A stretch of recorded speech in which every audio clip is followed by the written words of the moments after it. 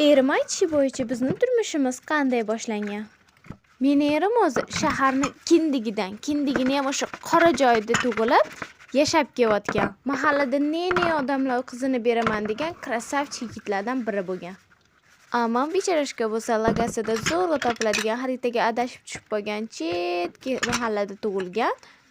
Даже quyosh yetib bormaganidan tanamga rang kirmagan oqpashmay bo'lganman. Agar erim menga uylanmaganda eng boy arab sheyxlarining o'zi qiziga og'iz solgan bo'lardi. Qizini berganiga sovg'a sifatida villa qurib berib, tagiga mashina ham olib bergan bo'lardi.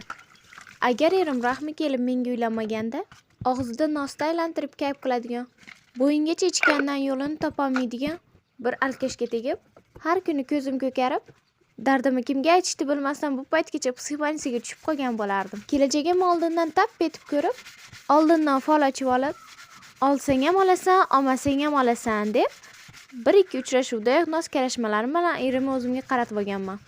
Lekin haligacha kiygan kiyimlarimdan, yurgan yo'llarimdan qishloqdan kelganligim bilinib turadi. Erim shu paytgacha meni tarbiya qila olmasdan, shaharning muhitiga o'rgata olmasdan, даже sochlari ham oqarib ketib, ko'chadagilarda rahmi kelib ketgan. Men bo'lsa oliy ma'lumotli bo'lsam ham o'qiganman, o'qimaganman. Ishlamaslik uchun ham erimga tegib olib, bor pulni sog'ib o'tiribman.